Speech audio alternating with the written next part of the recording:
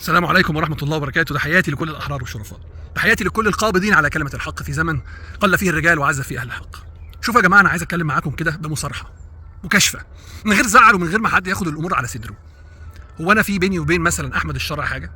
يعني إحنا مثلا بيننا وما بين أحمد الشرع، عشان الناس اللي محبة قوي لأحمد الشرع، يا جماعة أنا بعد سيدي رسول الله ما بحبش غير الصح والحق، لأن الله سبحانه وتعالى اختار واختص من بين أسمائه الحسنى اسم الحق، وايضا اضاف عليه العدل. يعني ربنا سبحانه وتعالى ما هواش مثلا مره سمى نفسه الحق ومره سمى نفسه الظالم. ربك سبحانه وتعالى بيبغض ويكره الظلم والظالمين. فخلينا نتكلم بالحق. بعد سيدي رسول الله لا اقدس بشر، ما فيش بشر اقدسه. احمد الشرع هل هو مثلا واكل حقي مثلا في حاجه، خد بيتي، احتل ارضي؟ احمد الشرع ما هو الا انسان وعد وعود واخلف. وفي ناس بتحاول تبرر له، وفي ناس بتقول لك اصل هو بيعمل خديعه، وناس بتقول لك اصل هو يعني بيحضر لهم للقاء الكبير والمواجهه الكبيره. يا رب خيب ظني، يا رب خيب ظني، يا رب اللي انتوا بتقولوه يطلع صح، ومفيش حاجه بيني وبينه، ولكن انا انسان واقعي بحكم على تصرفات اللي قدام عيني، بحكم على الواقع اللي بعيشه، مش بعيش نفسي في الوهم. يعني في ناس اتسلمت من المقاومه وقبض عليها واعتقلها، هنا ده تصرف انا بحكم عليه غصب عني. يعني انا النهارده هيبقى واحد مثلا جاي عشان ينصر عباد الله المستضعفين وينصر دين الله، وهيقبض على المقاومه اللي بتدافع عن الارض اللي هي مقدساتنا اللي فيها مسجدنا الاقصى، ويعتقلهم. وعمل كده مع احمد المنصور الغلبان، انا بسميه احمد المنصور الغلبان، اللي برضه زي احمد الطنطاوي الغلبان. كلهم كانوا طريقه تفكيرهم والسبيل الطريق اللي مشوا فيه مش محسوب صح. الناس دي اتضحك عليها قولا واحدا. الراجل ده سايب ارضه مرتع لجيش الاحتلال. الراجل ده عايز يبني لترامب اللي هو المكنه ترامب ده المكنه اللي بتصنع كل شيء علشان يتقتلوا اخواتنا ويذبحوا اخواتنا ويتخصفوا اخواتنا في غزه. عايز يعمل له برج في كنت هقول ايقوني، ما كلهم بيعملوا ابراج، يعني مرض عند الكل. عايز يعمل له برج في دمشق. الارشيف اللي رجعه بتاع إيلي كوهين الجاسوس، الياهو كوهين، حكيت لكم عنه في الحلقه اللي فاتت او من حلقتين فاتوا. دي كلها ما هياش علامات، دي مش مؤشرات، ما بتدكش انديكيشن ان ده ماشي في سكه غيرنا تماما، بعيد عن عزتنا وكرامتنا. والناس اللي بتقول اصلا ما عندوش. طب المقاومه الفلسطينيه عندها ايه؟ ايه عند المقاومه الفلسطينيه؟ محاصرين، بيواجهوا سلطه جاسوسه عميله بتاعت محمود عباس، بيواجهوا اشقاء خونه ومتآمرين، بيواجهوا الكيان اللي ما يعرفش حاجه غير القتل والذبح، ما يعرفوش غير، بيواجهوا امريكا اللي ما تعرفش حاجه عن الانسانيه بالمره وعن حقوق الانسان بالمره، اللي بتدعي كذبا ان هي بلد الحريات وحقوق الانسان. ومع ذلك لا قالوا عندنا اعذار ولا اعتذروا ولا تخلوا عن الواجب الشرعي والوطني.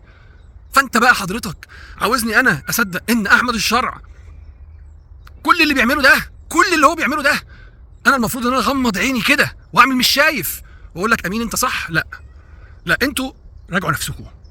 انتوا بتتكلموا عن تجارب انا الحقيقه ما بسمعش عنها الا من الكيان. ممكن اسمع عن الكلام بتاعكم ده بيتردد في الاعلام العبري، ومع ذلك حتى مهما قدموا اللي زي احمد الشرع واللي زي محمود عباس، كل اللي بيقدموه برضه بيرجعوا يقولوا عليهم ان هم ارهابيين وخونه وفي خطوره على امن الكيان بينهم. الكيان ما بيحترمش غير منطق واحد وانتوا عارفينه، منطق المقاومه. امال ليه هم يعني داعمين للنظام الاردني والمصري؟ لان هم خطر من الناس دي مفيش خطر بيواجههم. هيقول لي حد اصله بيضرب في سوريا، عشان لما جه احمد الشرع هو متاكد مليون في الميه ان هو مش عايز يقاومه. على فكره لو عايز يقاومه كان عنده حاجه اسمها نواه مقاومه، اللي هم شبابنا في درعا، اهلنا في درعا، اللي قالوا وواجهوا وطلعوا احنا جاهزين ان احنا نواجه وان احنا نتصدى لهذا العدو. وانتوا شفتوهم على فكره، ما حلمتوش، شفتوا نواه مقاومه سوريه كانت موجوده في درعا وتصدت فعلا لجيش الاحتلال. لو هو راجل وعايز، حتى لو مش قادر والله بس عايز، المهم الانسان يكون مخلص حتى لو مش، بس المقاومه الفلسطينيه اكيد مش قادره، بس مخلصه وفيه صادقه مع الله سبحانه وتعالى ورسوله.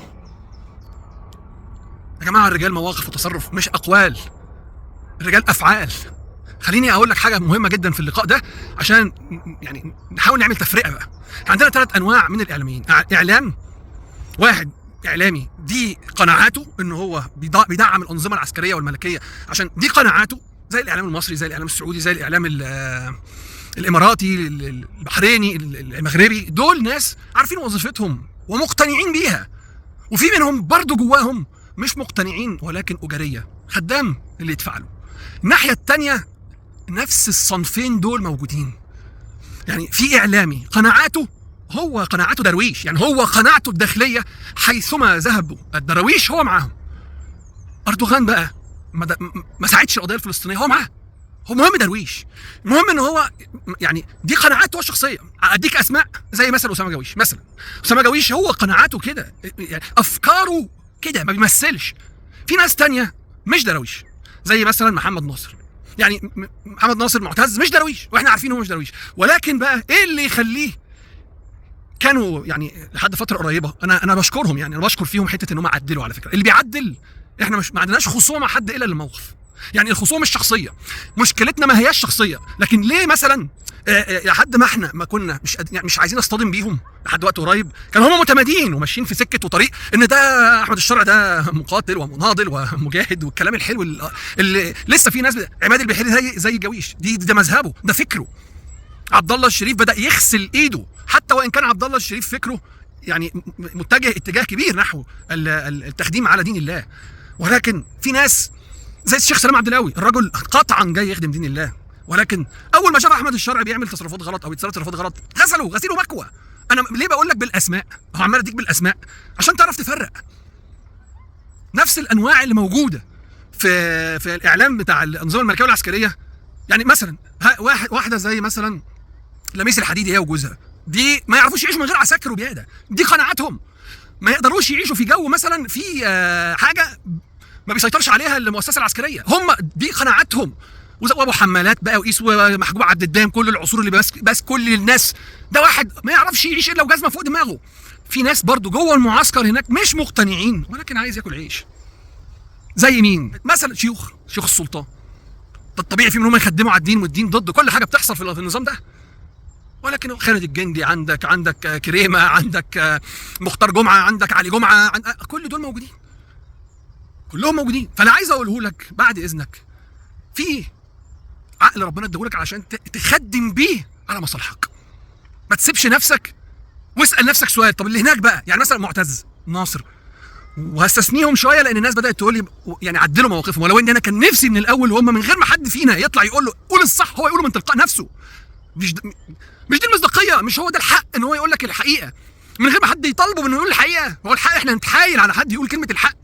لازم نزق فيه، يعني لازم نقعد نزق.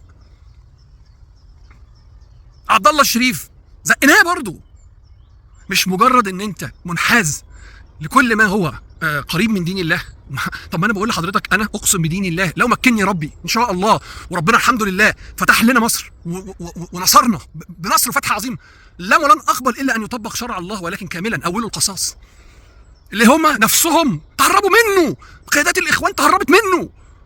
يعني انا عايز اطبق الشرع وهم اللي تشدقوا مش عايزين يطبقوا. انا بتكلم على القيادات ومستوى القيادات.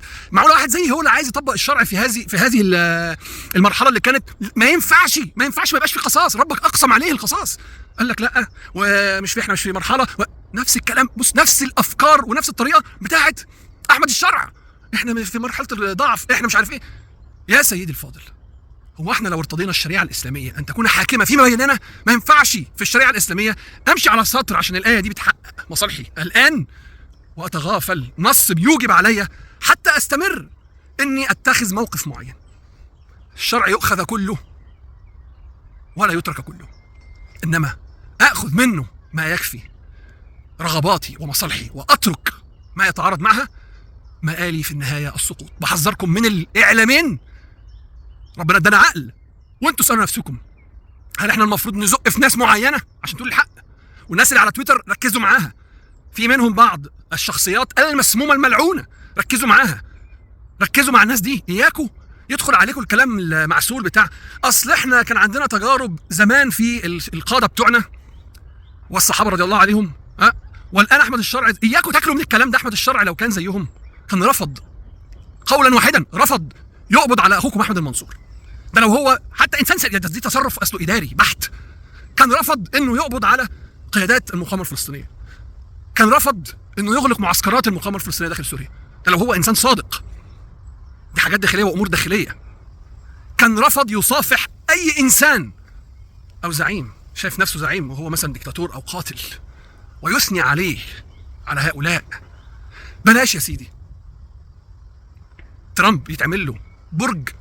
انا اقسم بالله العلي العظيم كل ما بتفرج على المستويات دي من الناس اللي بتتكلم كده بتاكد ان الكيان تمكن من عقول جثم عليها ومش هيعتقها ولا يرحمها الا اذا في انقسامات. هم دول محدثي الانقسامات. احكم على اللي بتشوفه عينك والواقع اللي بتعيشه، ما تخليش حد يعيشك حاجات انت مش موجوده. انا خلصت كلامي. الاعلام ركزوا معاه، اللي هيعدل موقفه اقسم بالله هنعتذر له ونقول له احنا لو في مثل زي احمد الشرع، لو لقيتك يا احمد الشرع موجه سلاحك في يوم من الاخر كده نحو عدونا هعتذر لك واقول انا اخطات في حقك وانا اسف، انا راجل ما بقلقش ان انا اقول ان انا اخطات.